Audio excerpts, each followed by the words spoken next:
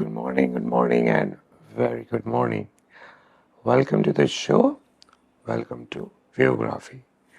So today's topic is about flagship cameras, like the best of the best, which any company can offer. Flagship cameras. Now, there's usually the term flagship associated with the prices, most expensive camera prices, which any brand can offer. But that's not the case. When you talk about any flagship cameras, you talk about what kind of specs it carries, how fast it is, how long the buffer you can get out of it, how deep, the buffer is going to be, how many card slots, number of megapixels, high ISO capability, the weather sealing, the robust body. Even if you drop it, it's not gonna, it's still gonna work. You take beating of the weather, dust, moist, water resistance, and all these things which you can imagine for any camera can handle in a difficult scenario. It could be bad lighting, how dark the autofocus can lock, and all that thing. Like there is a whole list of parameters which the flagship camera has to check. Now, why I am making this video specifically about the flagship cameras? The reason is the flagship cameras, regardless of brand, I'm not talking about specifically brand. Of course, I am a Nikon shooter, but I'm going to give you example in this video about the Nikon flagship cameras. But because I am a Nikon user, so obviously I'll give you the experience which I have used. But I'm going to take into account other brand as well. Examples. For example, Canon 1DX. Before that, there was Canon 1D, but 1DX was literally, especially the 1DX Mark III, which is, I believe, the last of its kind when it comes to DSLR, is one of the best that you can get from Canon. It's a flagship body, shoot 20 frames per second, and high ISO capability, insane, and goes 20 megapixel and all that. It's one solid chunk of break which you can move around, throw anywhere, and still take the beating. Same goes for Nikon. Nikon made Nikon D6. But before I talk about Nikon D6, let's jump back into the past and talk about the legacy that these flagship camera bodies carries. By the way, those intermediate specs cameras, like from the Canon side you have 5D Mark III, Mark IV, Mark II, and from the Nikon side you have D850, D800, D810s, or D700, or from the Sony side you have A7R series. These are not flagship cameras. They are not, because they are not qualifying all the parameters which any flagship cameras must have. All right, what are those parameters? I already explained like a minute ago, all this checklist, but we are going to deep down in this video how any camera can qualify for being a flagship camera and how you can get the benefit from these flagship cameras by buying it in the mirrorless time. I'll explain you in a minute. So I am a big fan of flagship cameras because I used my very first flagship camera was D4S. I bought it for a project and I recovered the money within a year by doing multiple projects. D4S was with me for a very long period of time. When I used the D4S, I realized flagship is a flagship, like there is no compromise. Then I used D3S, then I used D3, then I used D4. I used all these four flagship cameras. D4 was flagship, D4S was flagship, D3 was flagship, D3S was flagship. I am still using D3S, in 2023. And then I use D5 and I also use D6. I love D6, by the way. I just love it. The reason is these flagship cameras always have low megapixel count. because they needs to check the low light capability, because these machines are built for any type of scenario, especially war photography, sports, uh, action, wildlife, photojournalism, you know, expedition when you are going to Mount Everest or International Space Station ISS. Uh, these cameras built to take the beating of any kind of environment, any kind of pressure, any kind of temperature. That's why they are built in a way that they can last for long, and that's why I love them, because camera is not like you can change every year. You just buy one camera which can last at least 4 or 5 years of time, and these cameras are built. I'm not talking about specific brand, I'm talking about in general, in nutshell. These cameras are built so durable, so robust, that you can buy 10-year-old flagship camera and still use today's date for taking images. They are so damn good, they are so damn well built. They're forget about the megapixel, white balance, the color science, the ISO capability, the robust body, the weather sealing, the number of card slots, the features, connectivity, and all that. The number of lenses that they can support. Everything about the term flagship camera makes it special.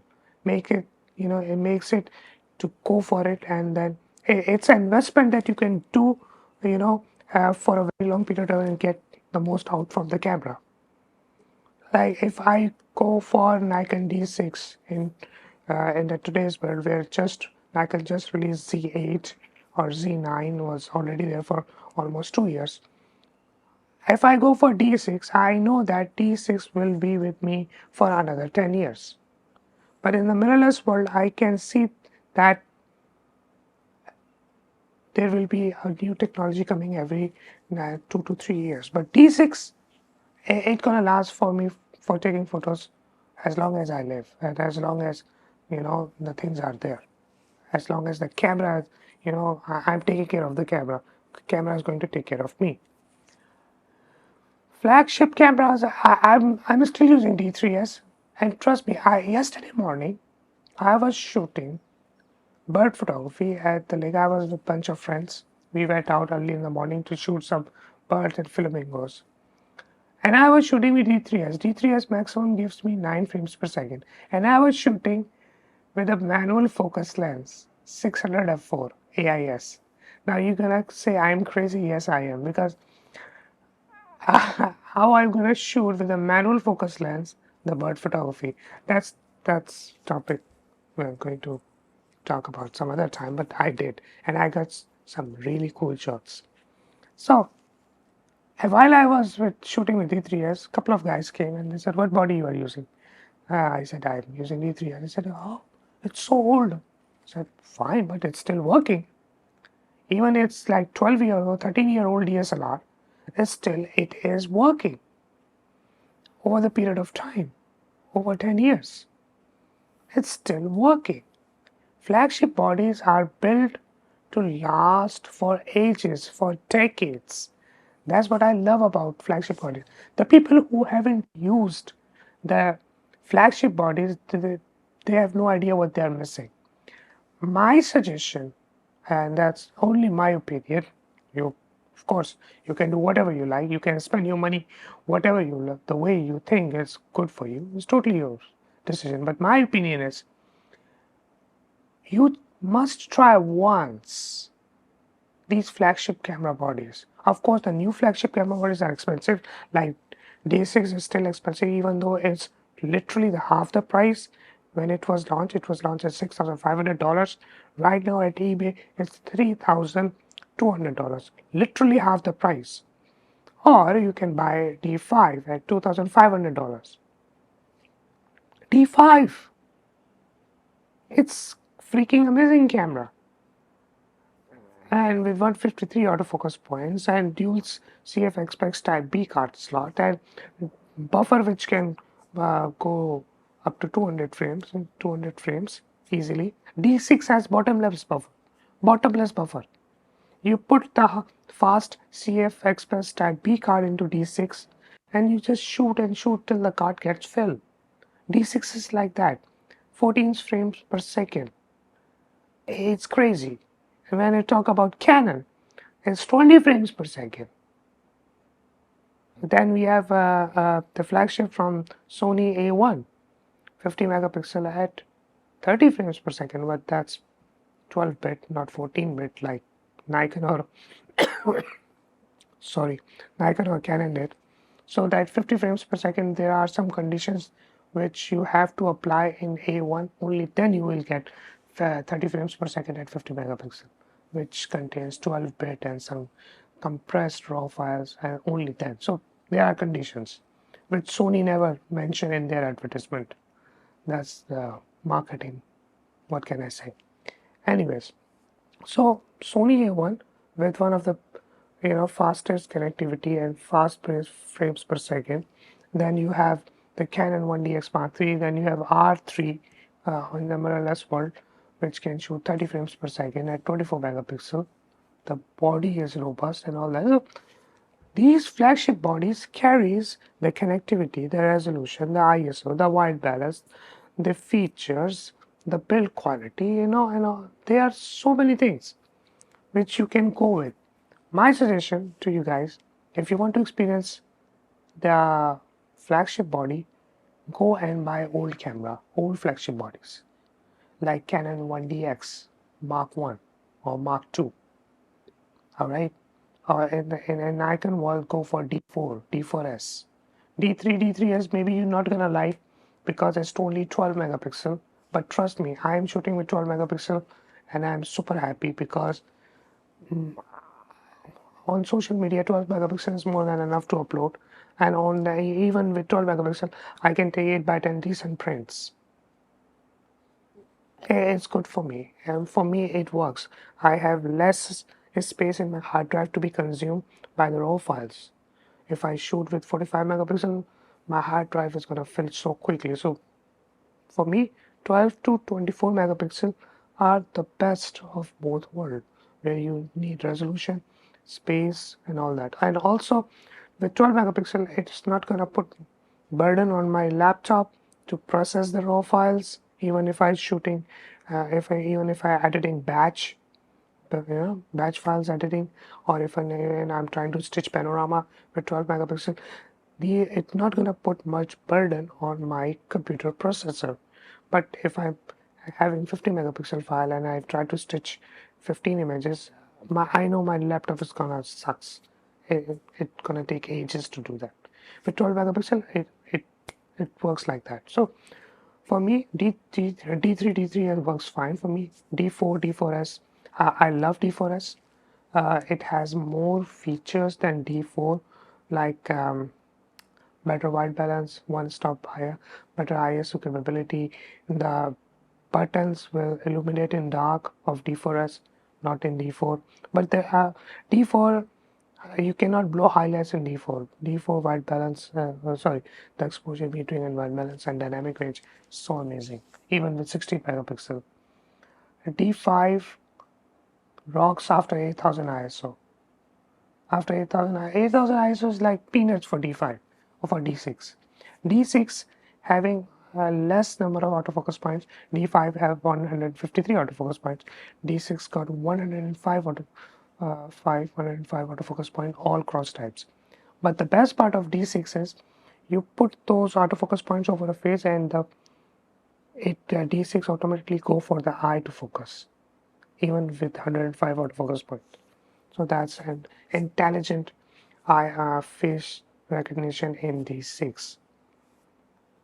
For me, I love to have D6. If somebody's selling me D6 at a cheap price, I would love to go right away. Even though we are having Z8. Yesterday I was experiencing Z8 in my hand and I felt like it's a Z9. Z9 is a flagship body right now. And Z9 is insane when it comes to feature, when it comes to speed, when it comes to white balance and all that. Of course, it's 45 megapixels, so don't expect the high ISO capability like D6 or D5. It's not going to be like that. So that's why I would love to go with D6 right now because D6 checks everything for me, every single thing. All the flagship bodies from any brand, they always have their own league, their own legacy to carry. These company making these flagship bodies in a way to keep that legacy continue. Because when you say any camera body a flagship, it means that there is a huge responsibility on that machine to fulfill. You don't know what kind of hands or what kind of person is gonna take those machines and gonna in what way they're gonna use it. So there are infinite number of possibilities that any camera can be used based on the user. So it's a huge responsibility and a pressure on the camera company to make these flagship bodies in a way to fulfill almost everybody's requirement. It's not that easy. Think about it. You are making a machine which not gonna fulfill requirement of a landscaper but also a portrait photographer, a sports photographer, action, wildlife photographer, still photographer, architecture photographer, and still life or net geo expedition or international space station. Can you imagine like you're making a camera especially in a way which is designed to take the pressure and heat when the shuttle is going out from the you know stratosphere in the space and camera going to take the beating of it. It's not that easy. So these cameras are built for forever. Like in this international space station we have D4, D4S, D5. I, they are just spinning around in ISS for last so many years. Nikon made these flagship camera bodies in a way that they're gonna last for decades, not years, decades. I'm using D3S. I I used to have one D3S and I dropped while I was driving the car at the speed of 80 kilometers per hour. It dropped. It smashed. The battery was there. The battery compartment was there. The camera got cracked, but it was still working. It was still working. That's how these flagship camera bodies are built for. It's freaking amazing. My final thought about flagship camera bodies is it doesn't matter what brand you are using. All the companies are making flagship camera bodies built to last for years, and in Nikon case for decades. Also in the Canon case, it's decades. Like 1DX still you can use after 10 years and it's still gonna work. D6, D5, even D3S still gonna work. These flagship camera bodies are basically representing the company brand. So they are no slouches. They are perfect in almost every way possible. I hope you like this video. I thought to share with you my honest thought about flagship camera bodies. And trust me, if you haven't owned any flagship camera body, try to own one from the past, any old flagship camera bodies, because once you use these machines, you will fall in love with these machines just like this, and then you will be glued or stick with these camera machines and gonna shoot at anything or everything. Remember, megapixels are not always matters. It's the complete package which matters. And megapixel, number of megapixel is just part of that package. Never fell in a trap of just going for a megapixel. No. Camera is a package. 2 card slots, deep buffer, number of megapixel, perfect white balance, high ISO capability, build quality, moisture, dust, water resistance, battery grip, longer battery life, deeper buffer, and fast autofocus point, number high frames per second. So many things. Just go and buy an old flagship camera body and let me know your thoughts. Or if you already own one, I would love to hear your thoughts about what you own and do mention your flagship camera bodies that you are using down in the comments, and we will talk about that then. Thank you for watching this video, and I'll see you guys in future with some new content. Till then, take care. Bye.